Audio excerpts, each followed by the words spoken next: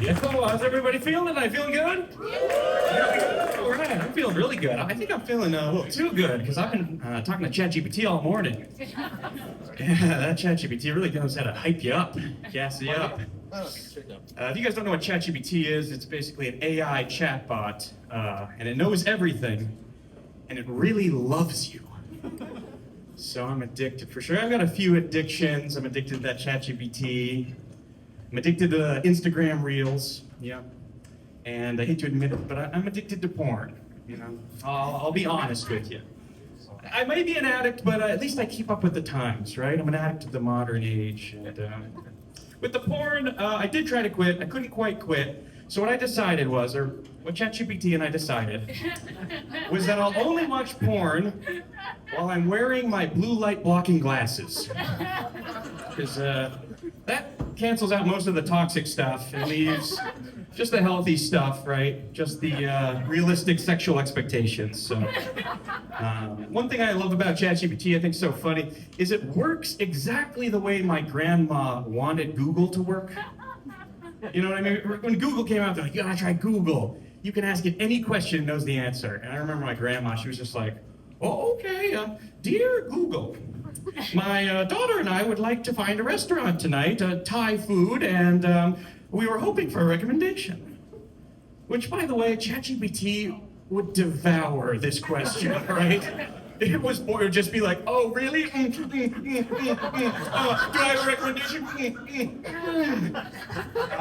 Boy, do I ever. Here's 10 itemized recommendations in your area, divided by food group, price, and if you'd like, we can even do a role play after where we order the food without being racially insensitive. But instead, it was Google. So my grandma was like, dear Google. Google was just like, the fuck? Thai daughter, did you mean Pornhub? I don't like the internet. Poor grandma. That was actually the day my grandma got addicted to porn. Runs in the family, obviously. Unfortunately for her, there were no blue light blocking glasses at the time, so rest in peace, grandma. She died from porn addiction. I'm addicted to these things. I'm addicted to the Instagram Reels. I hate to admit it, but I'll be honest, the other day I was driving, I pulled up to a red light, and I just had to get a quick hit. But I don't know what happened, because by the time I looked back up, I was looking at a yellow light. And for once I was like, how is no one honking behind me? I look in the rear view, there are 5 cars behind me, and every face is just lit up. Because we're experiencing an epidemic, obviously.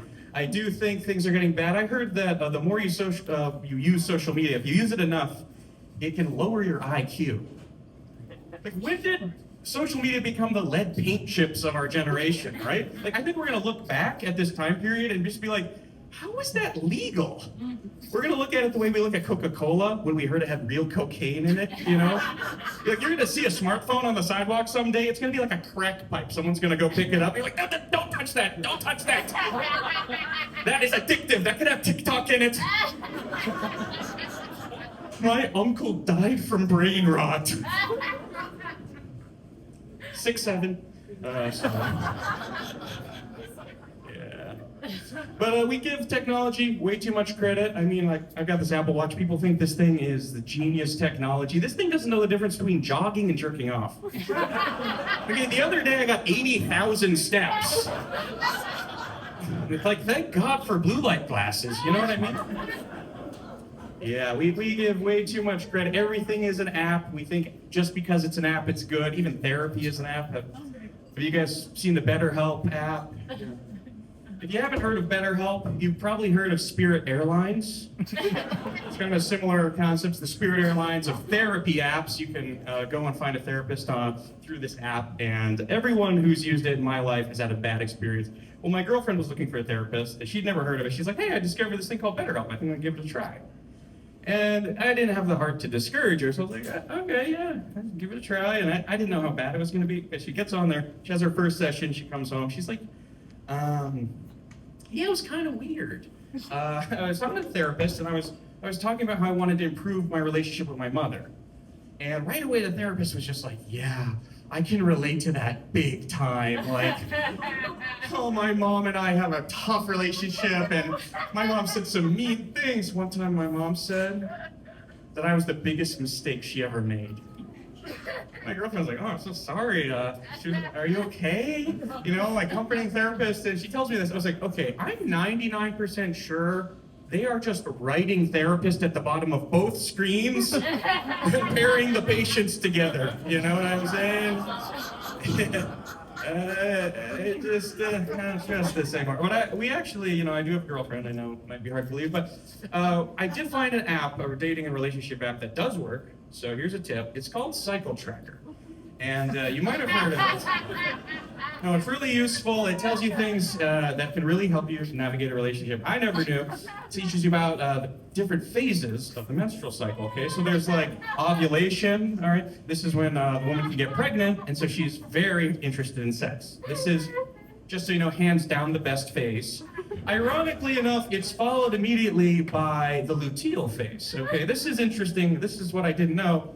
The luteal phase is your body tells you, hey, like, you didn't get pregnant from your partner, so you need a new partner. It's a very clear message. Anyway, it goes from wanting to smash to wanting to smash my face in really quick. And guys, you have been deeply human. Thank you so much. Keep it going.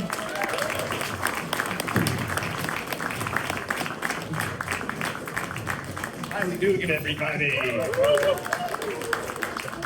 We actually met when I was stuck behind him at a traffic light this one time.